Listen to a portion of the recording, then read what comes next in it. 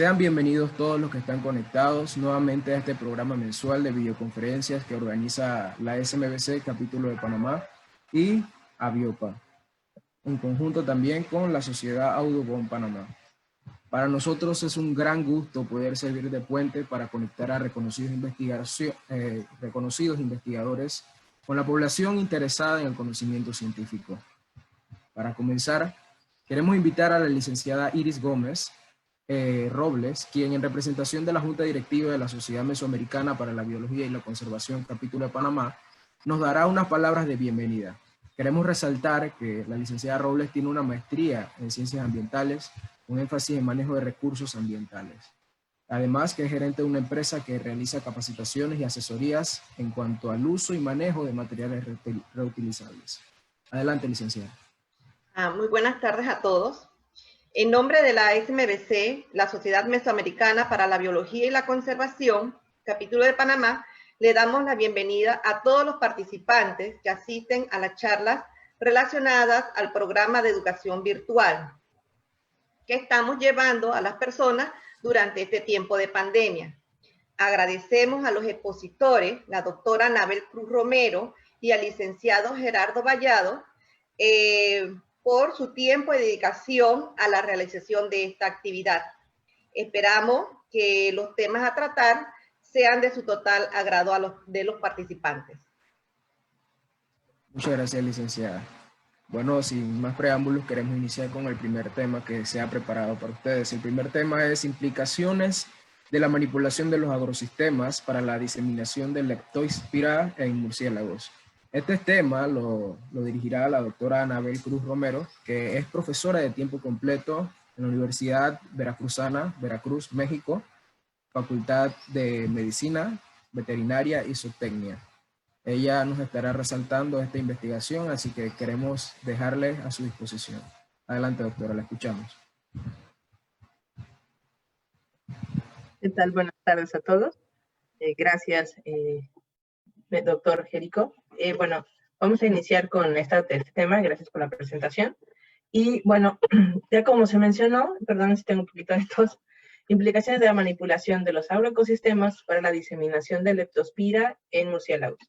Bueno, antes que nada vamos a hablar sobre lo que es epidemiología, porque debido a esta situación es necesario conocer a qué se refiere con la definición de epidemiología en cualquier de las enfermedades. Y bueno, hablamos que es el estudio de la distribución y los determinantes de estados o eventos, principalmente hablando de una enfermedad infecciosa.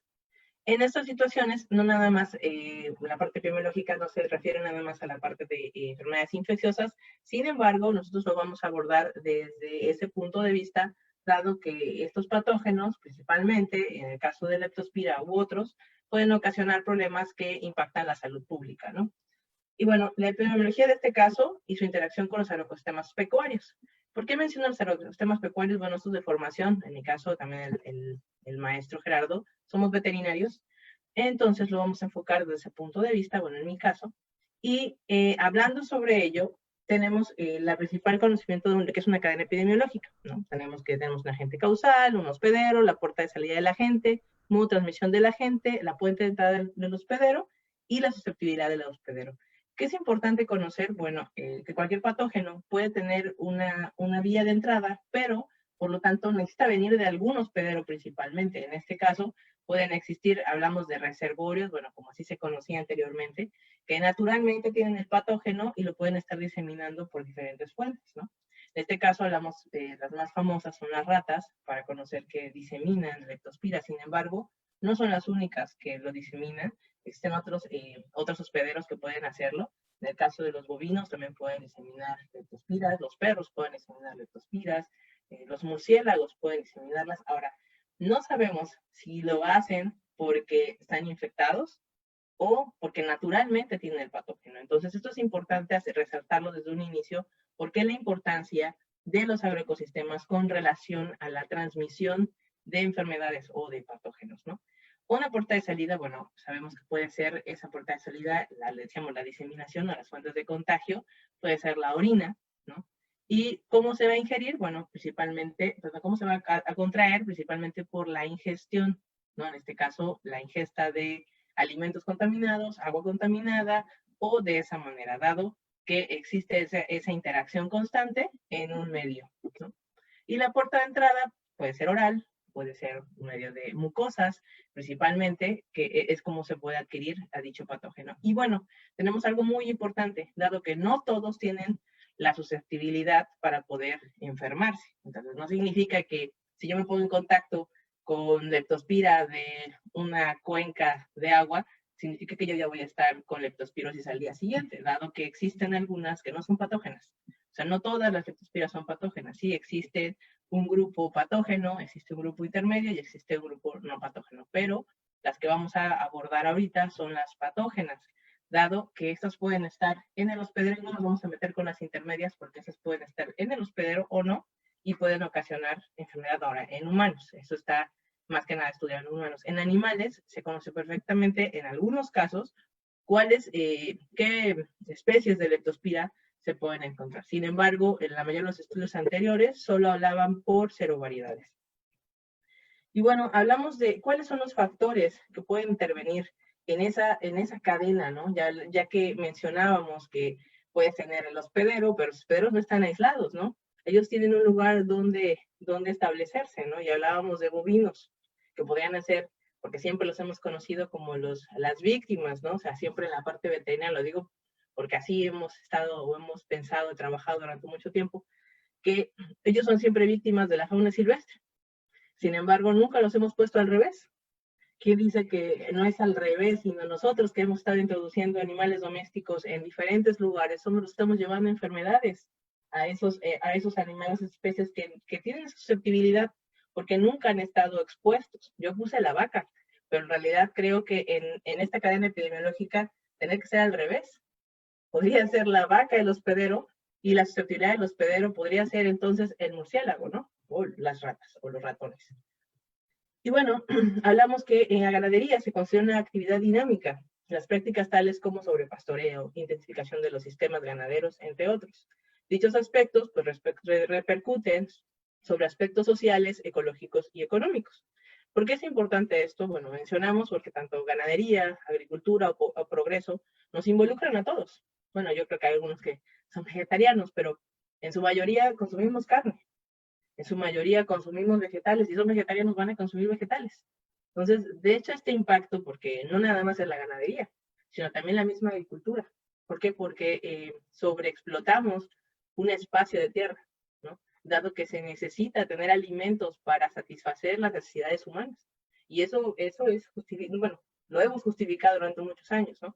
Pero no es lo único. También tenemos el progreso, ¿no? Hay gente que dice, ay, pues qué bonita plaza, qué bonito parque, qué bonita, aquí pongo un ejemplo en el progreso, pongo la Ciudad de México y pongo una plaza que está aquí en Boca del Río, en Veracruz. Entonces, se ve muy bonito, pero para el caso de la plaza con los yates, pues bueno, tuvieron que haber derrumbado manglares. O sea, no nada más se puso la plaza en un lugar que no tenía nada antes. Entonces, ese impacto que se realiza por la manipulación de esos agroecosistemas para poder satisfacer esas necesidades que tenemos, obviamente, lo vemos ahorita con esto de la pandemia, ¿no? O sea, uno de los principales o esenciales que ha sido la alimentación. Y bueno, los aspectos ecológicos, mencionamos que se encuentran los biotipos, los cuales son una comunidad de animales. O sea, ya hablando de que ya los tenemos como factores que pueden estar impactando, ¿no? Pero, ¿qué es lo que impactan? O sea, porque aquí nada más vemos producción, vemos un espacio de tierra, vemos un lugar donde había desde reforestaron para poder construir potreros y poder tener ganado. Pero, ¿qué es lo que se destruyó? O sea, no se destruyó nada más un espacio y quitamos árboles y ya, sino también quitamos el espacio de animales, ¿no? Esos aspectos ecológicos donde se encuentran los biotipos, que principalmente son comunidades de animales y plantas que coexisten en dicha región geográfica, ¿no? O sea, cada uno va a tener ese diferente biotipo, ¿no? O esa comunidad, que va a depender del lugar, de la temperatura, de las condiciones ambientales que pudiera estar favoreciendo. Y entonces tenemos que esa región geográfica con un paisaje o climas determinados puede permanecer o persisten patógenos en dicha comunidad. Entonces, Sí, es verdad, nosotros también podemos ir y adquirirlos porque son enfermedades que estaban en esa zona, pero nadie nos mandó a meternos en lugares donde nos jalaba, ¿no? Y bueno, a pesar de que los agentes infecciosos son parte del ecosistema, cuando existe una transformación de hábitat por razones antropogénicas, se favorece la diseminación de agentes. Y bueno, hablamos de esa diseminación provocando enfermedades, ¿no? Y esas enfermedades, hablamos de que, bueno, así, bueno, pero un huracán no lo provocamos nosotros, que efectivamente. Pero sí, en algunos casos no lo provocamos nosotros, pero los afluentes de agua tienen memoria, ¿no? Y estos van por las zonas donde antes recorrían, ¿no? Y podrá ser que digamos, bueno, ahorita eso no nos afectaba, pero pues empezaron a inundar lugares donde decíamos que tiene 50 años que esto no se inundaba, ¿no? Y ahora tenemos enfermedades, en este caso leptospirosis, porque hay pueden ser estacionales, hay un incremento de agua, estamos en contacto y bueno, hay mucha gente que está, pero no nada más es la gente, sino toda la fauna que estaba en esas zonas, donde también fueron afectadas, tienen que buscar alimento. Estos recorren espacios, llegando a esos lugares donde van a obtener el alimento adecuado. Entonces tenemos acá un ejemplo de la fragmentación de los hábitats, ¿no? O sea, ¿cómo podemos dimensionar que no exista esta fragmentación? ¿Cómo podemos entender que esta manipulación de los agroecosistemas o esta transformación pues ocasiona esa diseminación y no tanto porque nosotros estamos llevando, decimos, bueno, es algo natural, o sea, hay especies que van a buscar ese alimento y van a llegar a las casas, y principalmente menciono roedores, ¿no? Que son mucho más fáciles de que puedan adaptarse a condiciones de civilización, ¿no? Y pues van a encontrar alimento, espacio para reproducirse, y calor, y mantenerse por mucho tiempo, ¿no? Pero al mismo tiempo, no nada más viajan solos, sino también llevan a los patógenos, ¿no?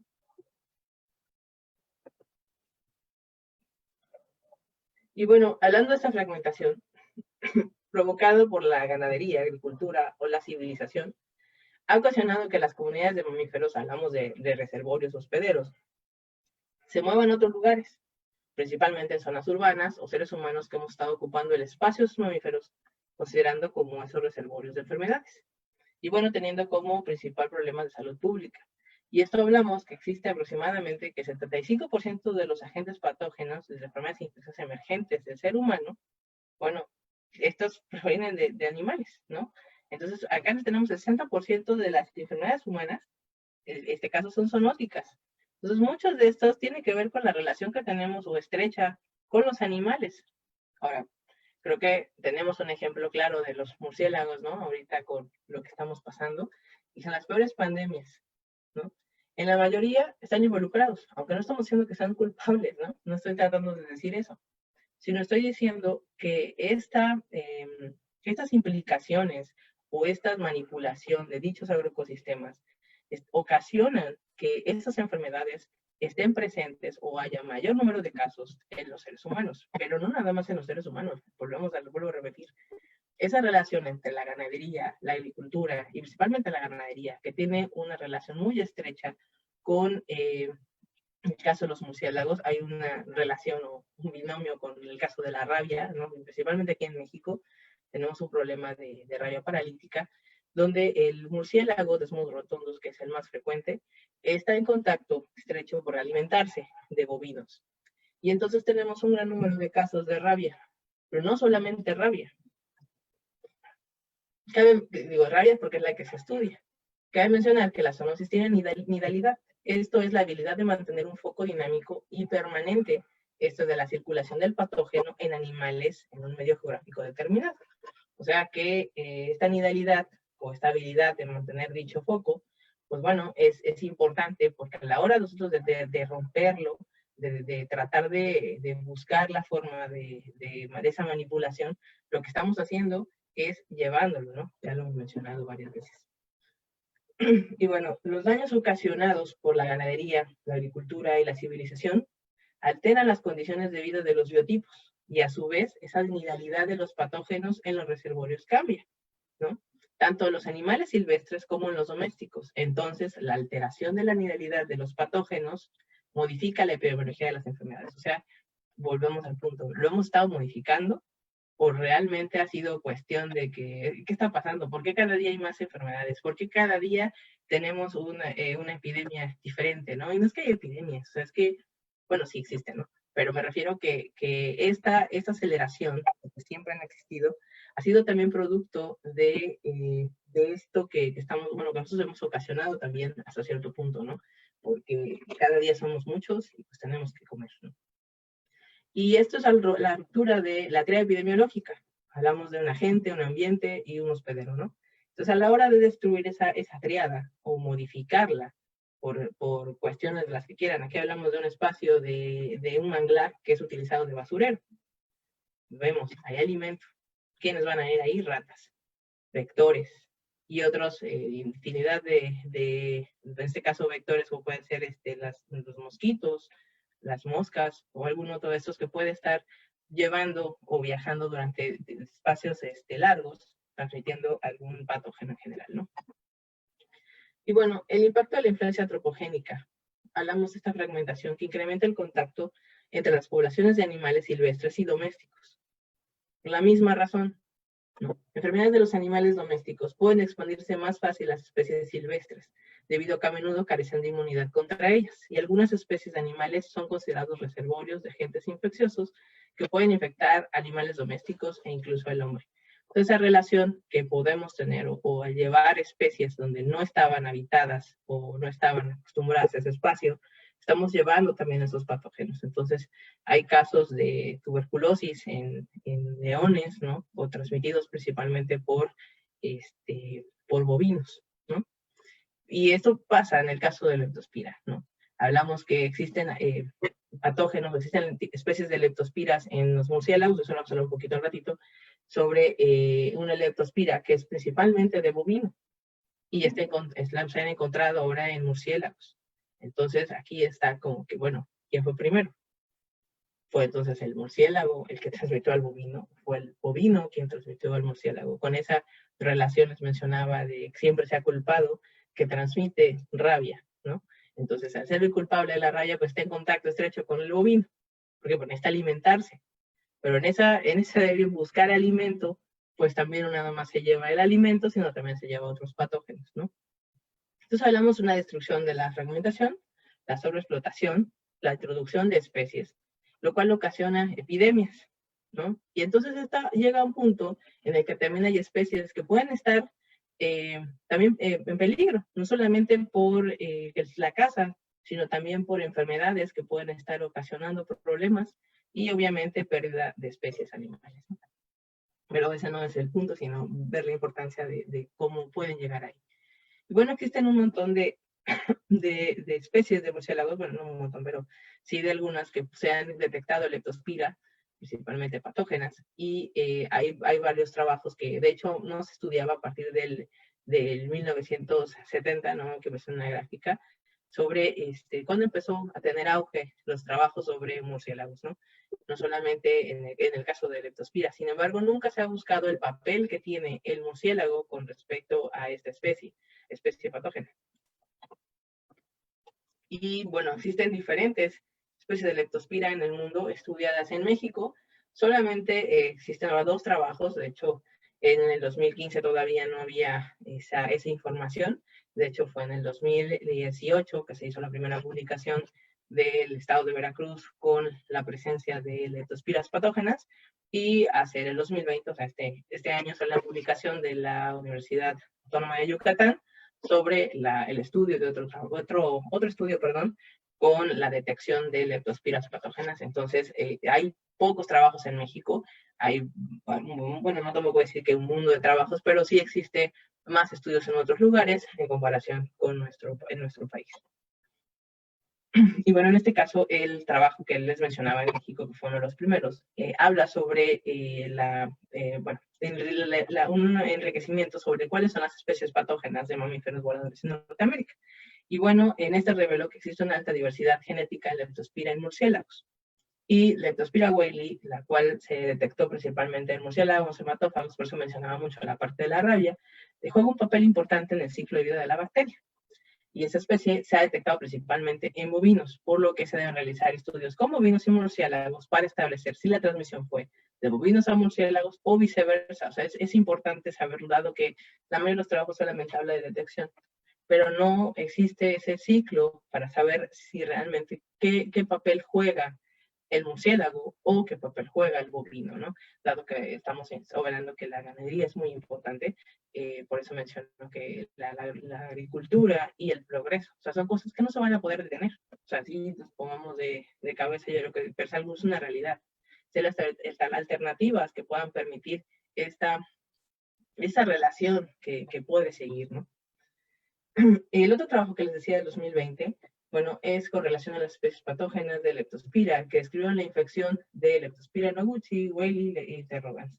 Pero según estos registros, reporta por primera vez la infección de Santa Rosa y también Petersen en murciélagos en México. Ahora, se mencionó en Veracruz, lo decían nosotros, detectamos Whaley también y noguchi, pero principalmente Whaley fue en murciélagos hematófagos, ¿no? Y bueno, en el caso de este trabajo, por primera vez se detectó Santa Rosa, y bueno, podemos hablar que existe infinidad de especies, con unas 60 y tantas, pero es importante conocerlas, esas especies que podrían estar presentes en los murciélagos, pero conocer qué papel juega, vuelvo a repetirlo, ¿no? Qué papel juega el murciélago, qué papel juega el bovino, y cuál sería el impacto real que tendría sobre esa manipulación, dado que muchos de los trabajos, pues a la hora de la colecta, pues tienen cierto sesgo, dado que se colectan esas especies que han sido, en ciertos lugares sabemos que existen, pero no sabemos si realmente estén en todo, en qué partes de la República, o de qué manera podríamos conocer esa relación o tener ese ciclo, ¿no?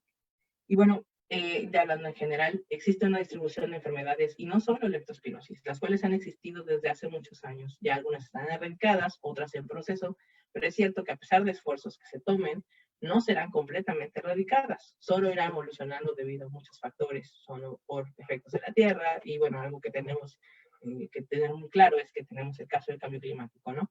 Entonces ha acelerado la manipulación de dichos agroecosistemas por necesidades humanas. Entonces, cada día tenemos una necesidad que, llámese la que sea, principalmente que somos muchos, y pues obviamente necesitamos casa, necesitamos comida, necesitamos un montón de distracciones, ¿no? Y entonces, esto se va generando. Ahora que estamos encerrados, pues nos damos cuenta que no es tanto lo que necesitamos, ¿no? Pero aunque tengamos donde vivir. Bueno, en hechos ecológicos, hablamos que existen varios grupos, ¿no? En el caso de los vectores, los reservorios, hablamos como ejemplo de a los murciélagos, que hablo de reservorios, pero bueno, hay un concepto ahí que se está modificando, ¿no? Para ya tratar de erradicar esto de reservorio y quedarse nada más hospederos, y va a depender qué papel jueguen, ¿no? En el caso de los hospederos, mencionamos un ejemplo, ¿no? Que les decía que cuando sabes la fragmentación de los hábitats, hemos llegado a lugares donde las enfermedades pues se quedaban localizadas, ¿no? Y aunque el patógeno tenga una alta letalidad, pues obviamente no se disemina fuera de ese espacio, porque obviamente hay una masa de espacio de vegetación que impide poder entrar a esos espacios, pero el ser humano, por ir a, no sé, por minerales, por alguna cosa, ¿no? Para los nuevos celulares, para no sé qué, pues bueno, entra y está en contacto con dicha especie que no tenía contacto con nosotros, y pues ese patógeno está ahora en el ser humano, ¿no? Y entonces ese humano regresa, y bueno, va a depender también de la letalidad del patógeno, va a depender de la virulencia de dicho patógeno, pero sin embargo se sigue presentando esa importante diseminación a esa fragmentación o a esa ruptura del espacio donde se encontraba concentrado dicha especie animal, ¿no? Y a su vez se destruye y dicen, no, pues ahora vamos a vivir aquí y hay que traernos nuestras vacas, ¿no? Y no sé, traen 5 vacas, 10 vacas, los puercos, gallinas, y pues ya obviamente armamos otro espacio, ¿no? Otro ecosistema, el cual va a estar en contacto, o agroecosistema, porque ya va a estar manipulado, y va a estar en contacto con esa especie que era silvestre, que no tenía contacto con el ser humano, ni mucho menos con los animales domésticos, y que ahora o va a estar en peligro o pone en peligro la salud humana, ¿no? Pero esa interacción existe y va a existir. Y varios ejemplos de esto, enfermedades que pueden estar ocasionadas principalmente por este cambio climático, pues bueno, ha repercutido en forma sustancial en la modificación de los nichos ecológicos, que a su vez incrementa la diseminación de enfermedades infecciosas, en especial que son transmitidas por vectores, y también en este caso zoonosis, lo que plantea el riesgo de un incremento de la ocurrencia de algunas, como en el caso del dengue, como vector, y en la reaparición y diseminación de otras como encefalitis virales, la fiebre amarilla y leptospirosis, ¿no? Pero no existen solamente esos, tenemos enfermedad de Lyme, fiebre del Valle del Rift, enfermedad de sueño, mononucleosis, ébola, peste bovina, y bueno, ahora tenemos una que estamos viviendo y por eso estamos encerrados, ¿no? Que es ahora SARS-CoV-2 en el caso de COVID. Y bueno, permítanme que se me trabó esto. Estos cambios climáticos traen consigo desastres naturales, que a su vez acarrean epidemias, en lugar donde nunca habían presentado o las hubo hace cientos de años. Es una manera de cómo escenarios ecológicos y médicos van cambiando conforme a las poblaciones y a los cambios que debe sufrir el planeta, ¿no?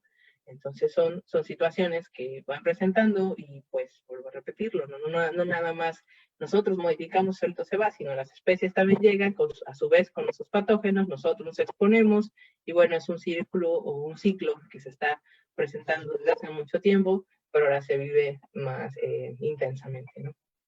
Y bueno, esto pues no se puede decir que se hace solo, ¿no? Sino esto ha sido trabajo de equipo, muchos de estos trabajos, de hecho no los menciono, pero hay varios de los chicos trabajando en diferentes proyectos de investigación. En agradecimiento también obviamente a mis estudiantes, a la doctora Dora, a la doctora Mariel, a la doctora Nelly, bueno, principalmente a mi universidad por esta oportunidad de poder estar colaborando obviamente con personas también como el doctor Daniel de la UNAM y con diferentes instituciones. Pero bueno, gracias a todos, espero que haya sido de su agrado, es algo corto, pero se les agradece mucho. Muchas gracias, doctora, muchas gracias. Y de hecho, en lo personal me gustó mucho cuando estaba haciendo la serie de preguntas de por qué tenemos tantas enfermedades, el porqué de las pandemias, y es precisamente por eso, por las implicaciones que estamos teniendo en estos ecosistemas y que terminan siendo de alguna forma, incidiendo, perdón, de alguna forma en la salud de las personas. A veces ocurre porque hay desconocimiento o porque a la gente muy poco le tiene interés a esta clase de temas. Así que ahí es donde radica realmente la importancia y la investigación que han estado realizando, y gracias por darnos esta valiosa información. Ahora queremos también invitarles a todos ustedes a que se queden con nosotros. Todavía nos queda un tema más que es también muy importante. El tema se titula Micoplasmas hemotrópicos en murciélagos, un riesgo para la medicina de la conservación y la salud pública. Este tema lo llevará a cabo el magíster Gerardo Vallados, que es estudiante de la maestría en ciencia animal. Él también viene en representación de la Universidad Veracruzana, Veracruz, México, y está en la Facultad de Medicina, Veterinaria y Zootecnia. Acá, bueno, vamos a permitir que nos compartan. ¿Nos escuchas?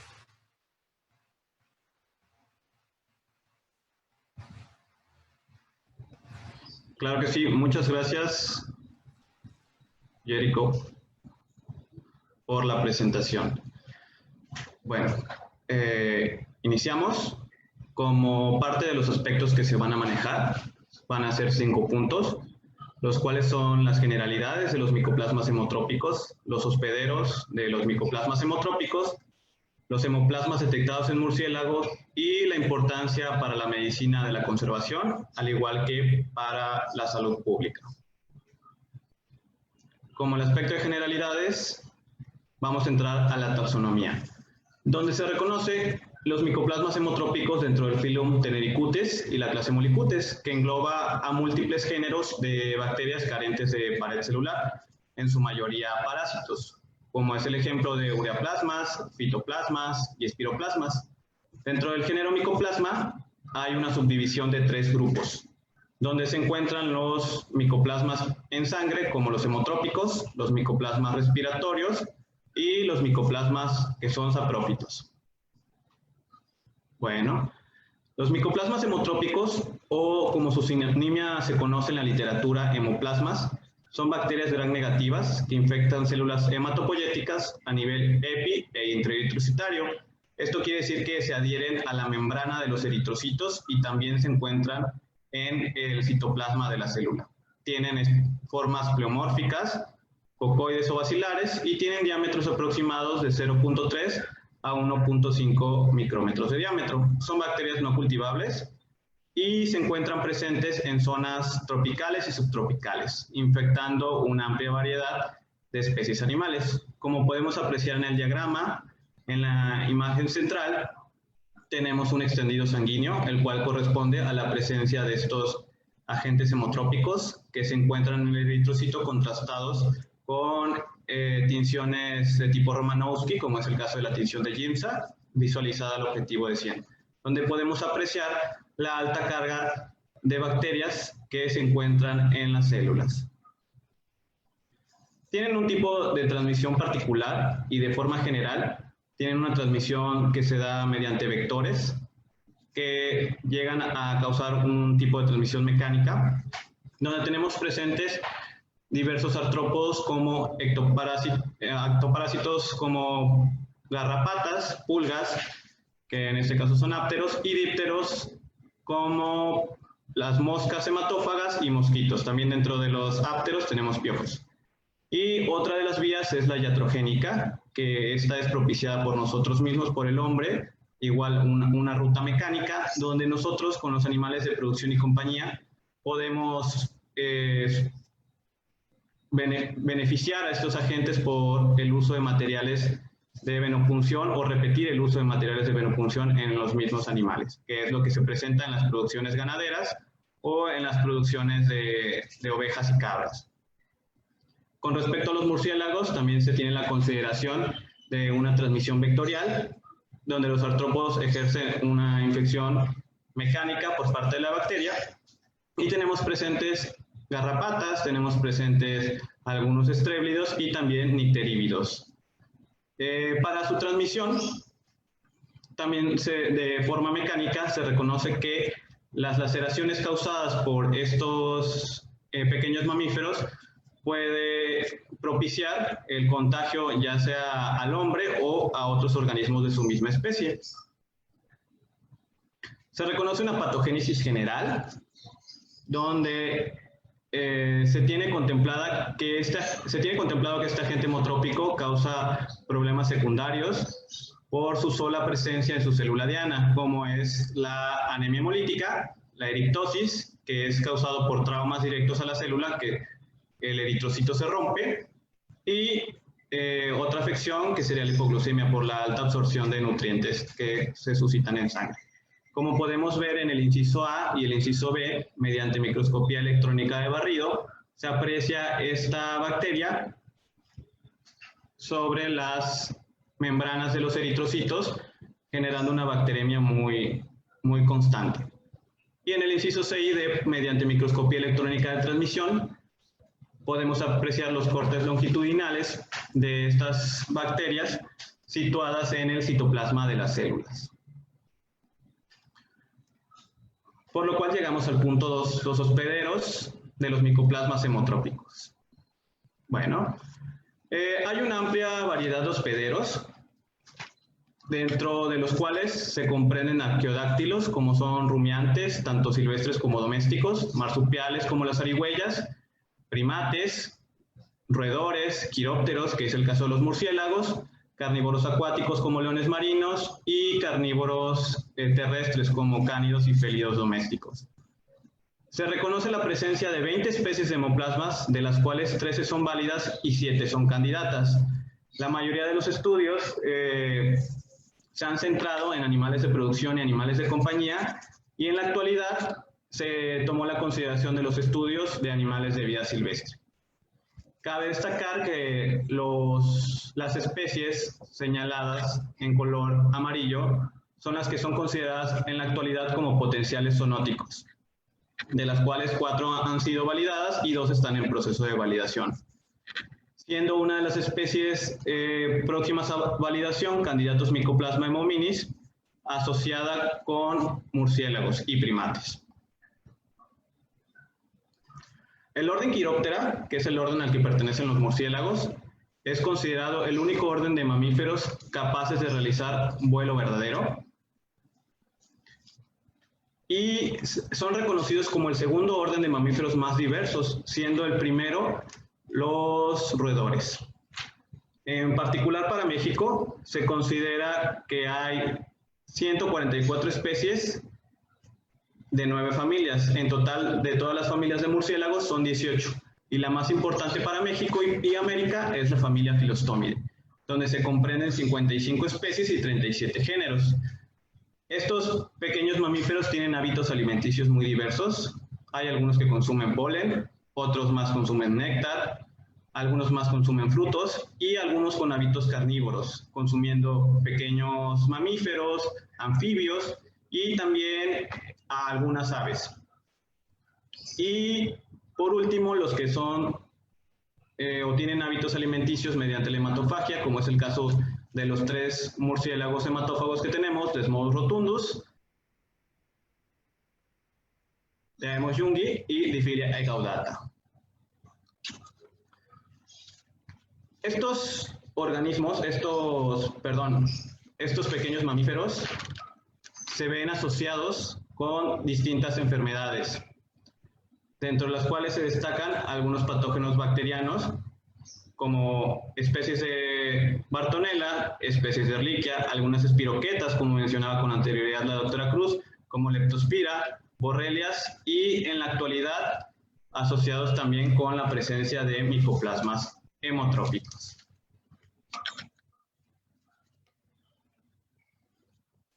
Para el tercer punto, se tiene la consideración de los hemoplasmas o los estudios que han sido realizados en distintas especies de murciélagos, donde se toma en consideración la distribución de estos estudios con respecto a la geografía de la geografía que se tiene en consideración.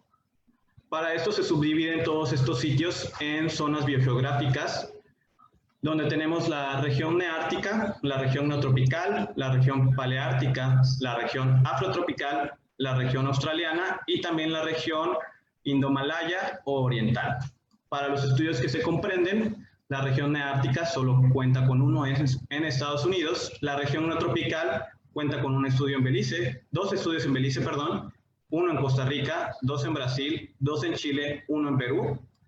Para la zona afrotropical solo se cuenta con un estudio en Nigeria, y para la zona paleártica 1 en España y 1 en Alemania, y para Australia 1 solo.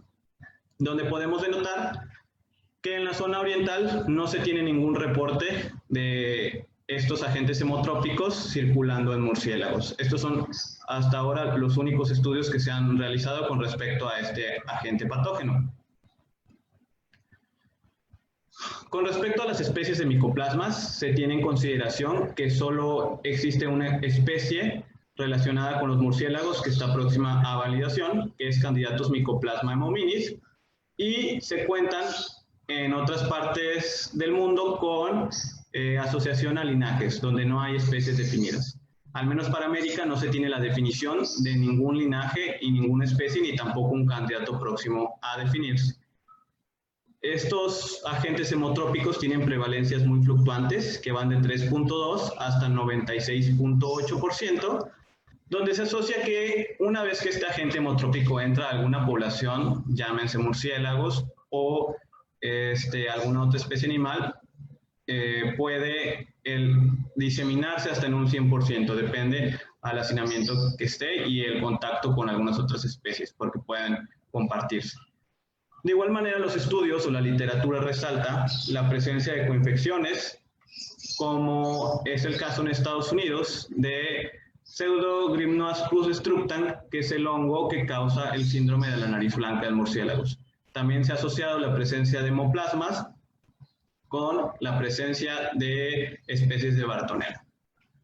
De igual manera, en Australia se ha asociado la presencia de un apicomplejo que también se encuentra afectando murciélagos, conocido como Polychromophilus melaniferus, y para Alemania y Costa Rica se ha asociado la presencia de hemoplasmas con la presencia de especies de clamidia. Hasta ahora, para el conocimiento de los hemoplasmas en murciélagos, se tienen consideradas estudiadas 48 especies de murciélagos donde han sido detectados hemoplasmas. Para el aspecto de la importancia para la medicina de la conservación,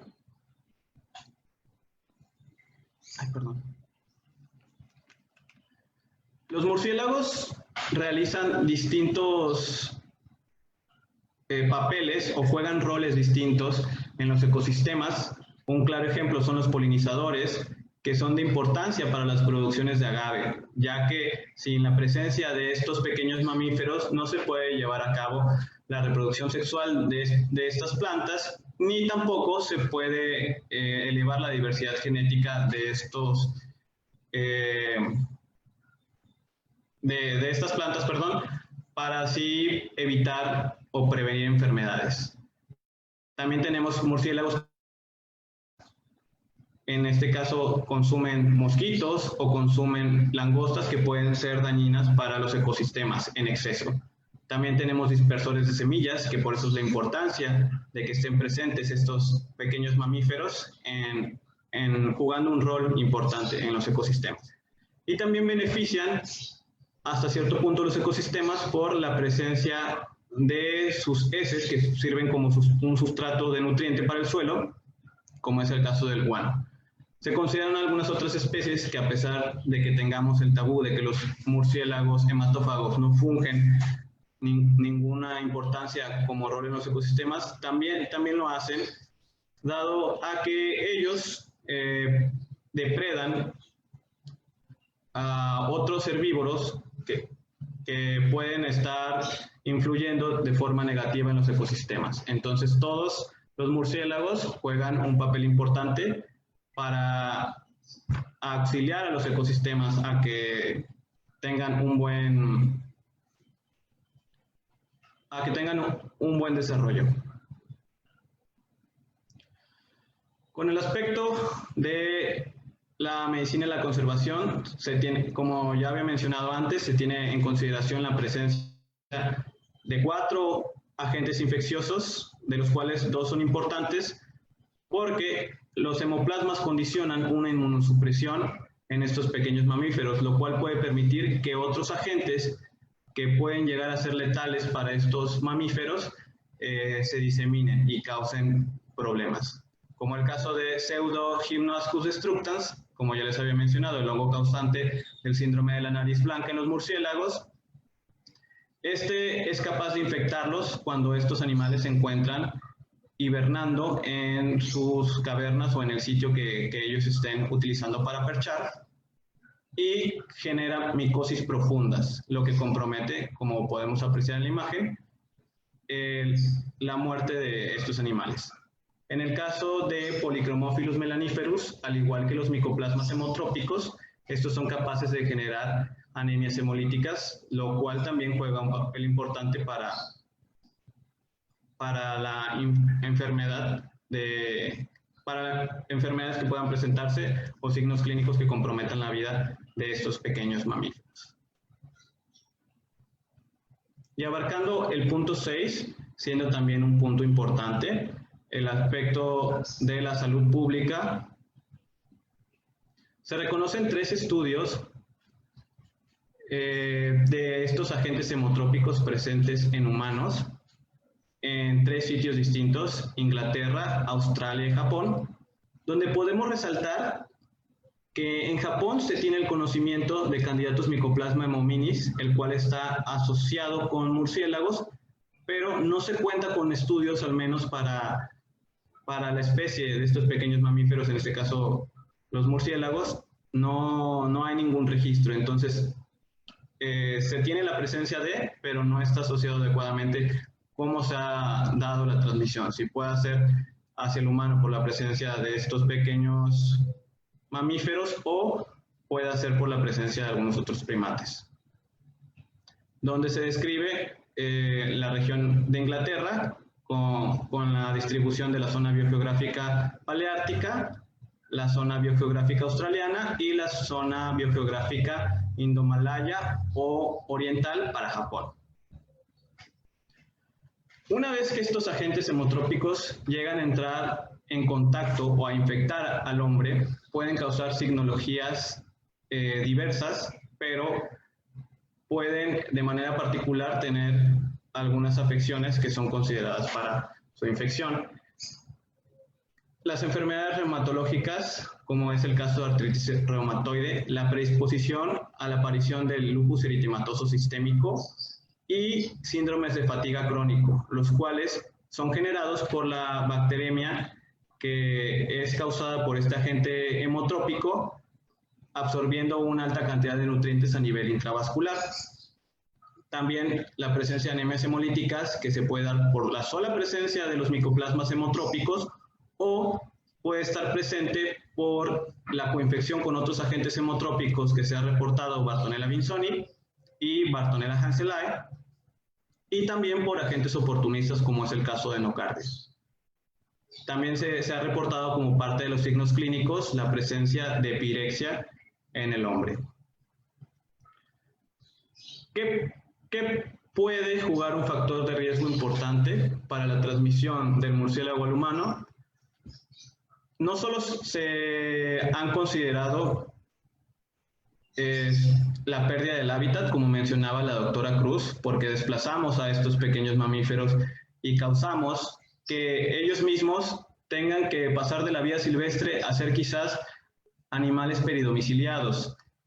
En este caso, pudiendo no solo transmitir micoplasmas hemotrópicos, sino algunas otras enfermedades que pueden estar presentes por el ingreso de estos organismos a sitios donde hay una alta concentración de personas, como es el caso de la presencia de patógenos fúngicos como histoplasmas. O también el manejo de los murciélagos con fines de estudio, ya que para que se realicen todas estas clasificaciones de especie y todas estas consideraciones particulares de sus hábitos alimenticios, pues se tienen que manipular estos ejemplares. Como podemos apreciar en las imágenes, bueno, estos ejemplares pueden transmitirlo mediante la mordida, como mencionan los estudios del Dr. Volokov y colaboradores en 2017, donde realizó un estudio de metagenómica representando que los micoplasmas hemotrópicos presentes en sangre también se encontraban en saliva. No solamente es el único estudio que representa esta vía de transmisión, se ha presentado en algunas otras especies animales, como es el caso de perros y gatos, y también la manipulación inadecuada de estos animales. No nos cuesta nada, si vamos a trabajar con estos pequeños mamíferos, utilizar los materiales necesarios como medidas de prevención para evitar la transmisión de enfermedades. En el caso particular, el uso de guantes, el uso quizás de cubrebocas también, cuando se ingresa a cavernas, ya que podemos entrar en estrecho contacto con el guano, que puede ser perjudicial por la transmisión de histoplasmas. Siendo un estrecho contacto que predisponga a la infección de agentes hemotrópicos que sean causados por las laceraciones que realizan los murciélagos al momento de su manipulación o algunos otros agentes. Hay que tener en consideración que quizás este pequeño mamífero pueda ser reservorio de muchas enfermedades, pero pues también se deben realizar más estudios al respecto de estos pequeños mamíferos para saber qué es lo que compete o qué enfermedades se encuentran circulando en estas poblaciones de pequeños mamíferos. Y por último quisiera finalizar con una frase que se conlleva más con la situación actual, pero también se puede ejemplificar a algunas otras situaciones. Esta es una frase que menciona la doctora Valeria Sousa, una ecóloga molecular, que menciona lo siguiente: que no se nos olvide que esta pequeña partícula llamada SARS-CoV-2 vivía alejada en montes y selvas en Asia, entre animales silvestres como los murciélagos, y fue debido a la invasión de su ambiente que evolucionó hasta que la lotería genética le encontró al mejor hospedero posible, nosotros. Muchas gracias. No, gracias a ti, Gerardo. Realmente ha sido una excelente presentación también. Me parece muy interesante cómo estas especies de murciélagos, muy bonitos de hecho, sean vectores y de tantos agentes patógenos. Y no por eso no significa que no se les deba trabajar en la conservación de estos animalitos. Así que muchas gracias. Me atrevo a hablar por todos al decir que ambas presentaciones fueron muy entendibles. Sin embargo, queremos ahora abrir espacio para preguntas. De seguro tendrán los presentes algunas preguntas que quieran realizar, así que aquí en el chat se abre la oportunidad desde ya para que puedan realizarlas. Pueden escribir qué quieren saber al respecto de alguna de las dos presentaciones y estaré aquí leyéndolas entonces al respecto. también se abre la oportunidad en Facebook. Si tiene allá alguien alguna pregunta, también puede realizarla. Entonces vemos acá. Bueno, por lo pronto no tenemos ninguna pregunta.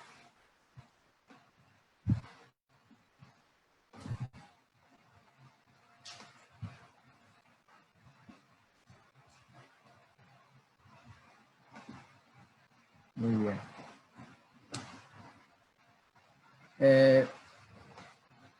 Licenciada Iris, ¿quería mencionar algo?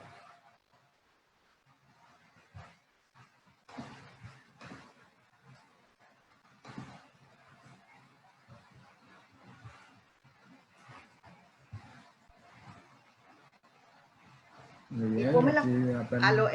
es que el micrófono no me funcionaba. Ponme la foto, que se me vea la imagen. Sí, ahora sí la escuchamos. Sí, ahora sí. Bueno, los dos temas, tanto el de la doctora Anabel Cruz Romero y el del magíster Gerardo Vallado, estuvo muy interesante. Vemos las dos partes, una de el impacto sobre en los agrosistemas y la de los vectores que causan estas especies. Y siento que los participantes se llevaron un gran conocimiento con estos temas de interés. Así que en nombre de la SMBC estamos muy agradecidos y esperamos contar con ustedes en próximos eventos. Esas son las palabras de agradecimiento. De verdad que el tema estuvo muy interesante, al hilo todo. Muchas gracias a ustedes por la invitación. Muchas gracias por la invitación. Bien, aquí también el público está agradeciendo, también sigue siendo excelentes presentaciones, felicidades. Aquí Aristides Villarreal menciona felicidades a los expositores, ambas pláticas muy completas.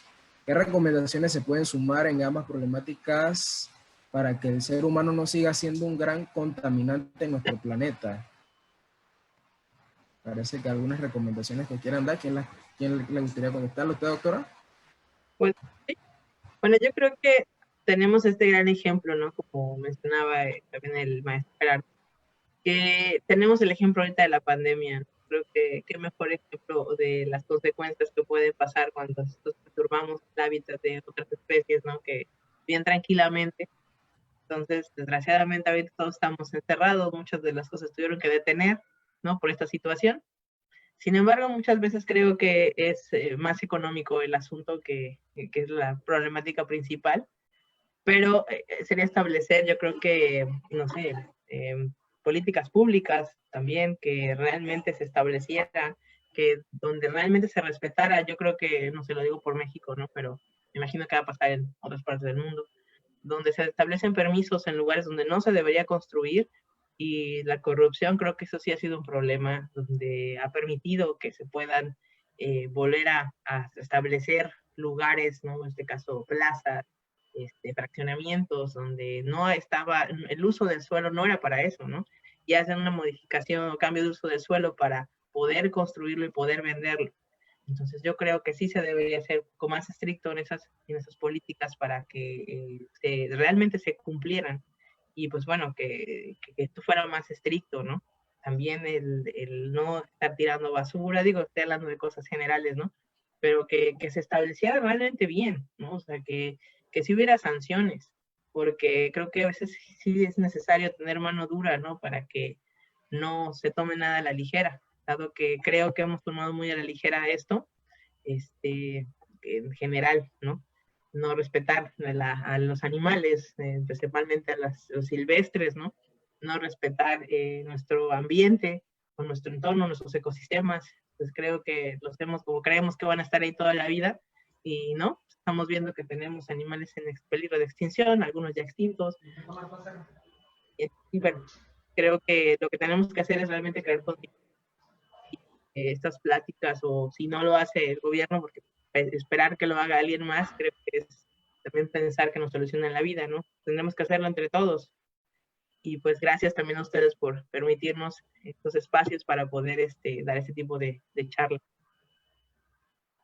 No sé si Gerardo quiera dar a completar el comentario.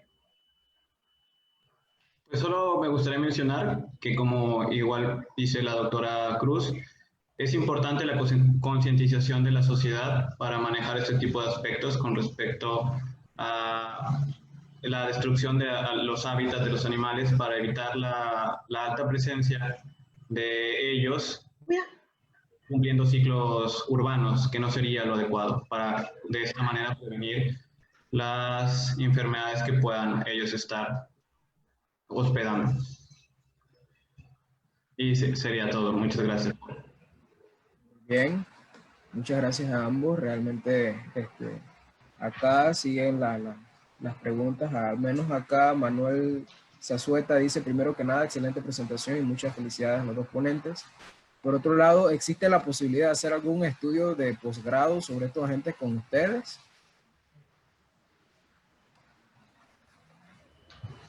Claro que sí, sí hay posibilidad de realizarlo. En la Universidad Veracruzana, la de la veterinaria. Ya saben dónde tienen que ir a buscar. Ok, acá ahora Aristides Villarreal dice: gusto en saludarle, mucho tiempo ha pasado en aquellos días. Ok. ¿Podría darnos algún ejemplo de cómo el cambio climático ha tenido implicaciones en enfermedades causadas por murciélagos?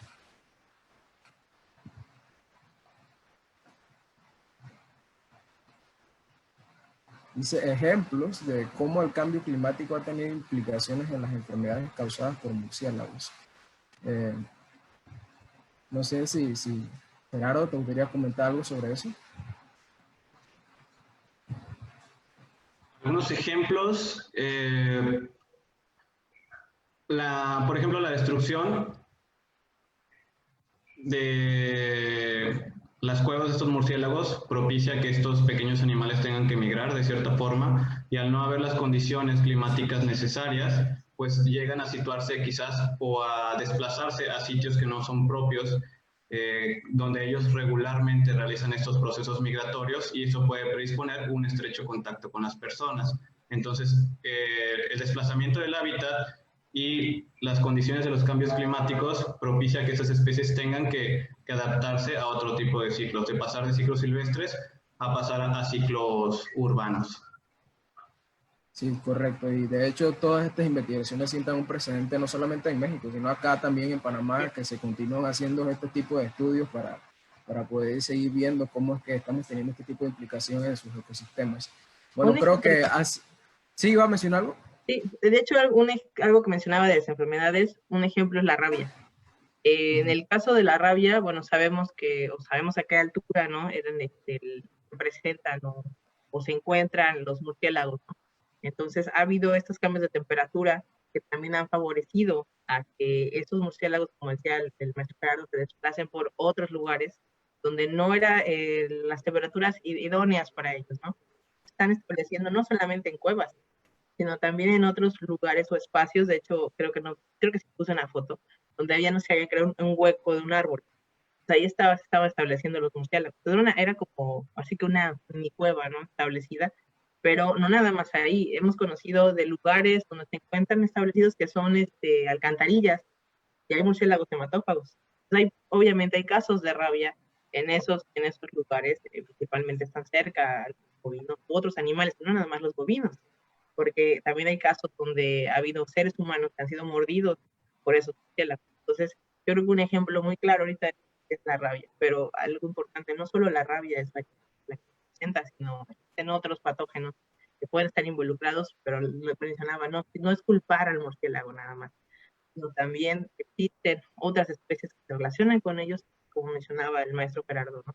En medicina de la conservación, creo que lo que también estamos haciendo es afectando a esas especies de murciélago y, bueno, también satanizar, como pasó, ¿no? Con el tacón de COVID, que hubo gente que estuvo matando murciélagos pensando que todos tienen COVID. Creo que también es algo que hay que hacer conciencia, ¿no? Que no es nada más que es culpable, ¿no? A la hoguera. Así es, así es. Bueno, como les había comentado al principio, igual si tienen algo que quieran comentar más adelante o que quieran resaltar, puedan hacerlo. Hay un chat grupal precisamente para eso por medio de WhatsApp. Igual se les hará llegar la información y muchas gracias de nuevo a todos los que han estado presentes. Concuerdo también con la doctora Iris Gómez, que ha sido un gusto tanto para nosotros como Aviopa como para la SMBC, seguir ofreciendo pues estas oportunidades a que no importa si estamos en pandemia, seguimos educándonos, seguimos también reflexionando sobre estos temas. Bueno, sin más que decir, muchas gracias nuevamente y nos despedimos a todos. Voy cerrando ya esta sección. Señora Rosabel, ¿quería mencionar algo? No, estoy muy agradecida por las charlas y por la oportunidad que nos da de poder retransmitir las mismas por nuestra cuenta de Facebook. Así que gracias a todos, gracias por estar hoy y denos likes a la página de Facebook. Gracias. Ok, muchas gracias. Saludos. Gracias, gracias, muy agradecida. Muchas gracias a todos. Un gusto. Bien. Señora